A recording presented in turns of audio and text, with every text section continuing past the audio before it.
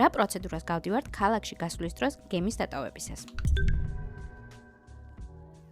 პორტში გაჩერების შემდეგ გემს ძალიან მარტივად ტოვებ და ყოველგვარი პასპორტ კონტროლის გარეშე შედიხართ ქვეყანაში. გემის გასასვლელში ასკანირებენ აი ამ ბარათს, რომელსაც კრუიზის დასაწყისში გაძლევენ და ფაქტიურად ეს არის თქვენი ერთადერთი ბარათი კრუიზის განმავლობაში, რომელიც დაგჭირდებათ ყველგან. ამ ბარათის შესახებ ცალკე დეტალურ ვიდეოს აუცილებლად გავაკეთებ. ახლა ჩვენ ვართ ყატარში, კერძოდ დოჰის პორტში და აი ასეთი კრეატიული გარემო დამხვდა აქ. გამოხვალთ თუ არა შენობიდან აქვე დგას უფასო ავტობუსები, რომელიც ქალაქის ცენტრში წაგიყვანთ და წამოგიყვანთ. მეც დიდხანს არ გავჩერდი და პირდაპირ გავემართე ძველი დოჰის ცენტრისკენ. Souk Waqif ეს არის ადგილი, რომელიც აუცილებლად უნდა მოინახულოთ დოჰაში ვიზიტისას. აქ იყიდება ტრადიციული სამოსი, სანელებლები, ხელნაკეთი ნივთები, სუვენირები, ასევე აქ არის უამრავი ბარ-რესტორანი. საუკუნეების მანძილზე აქაურობას ბედუინები სავაჭრო საქმიანობისთვის იყენებდნენ. იგი ნაპირთან ახლოს მდებარეობდა და ნავებითაც მარტივად უდგებოდნენ ტერიტორიას. ეს არის ოქროს ცერა თითის ქანდაკება, რომელიც აღნიშნავს ყველაზე დიდ სპორტულ წარმატებას ყატარის ისტორიაში. მოსაღამოებულზე კი ისევ ავტობუსით დავბრუნდი ჩემს კრუიზთან. ისე ლამაზად ჩადიოდა მზე, რომ გადავწყვიტე ცოტა ხანს სპორტში გავჩერებულიყავი და ახალი და ძველი დოჰის ულამაზესი ხედებით დავმტკბარიყავი. შემდეგ კი გავემართე გემისკენ.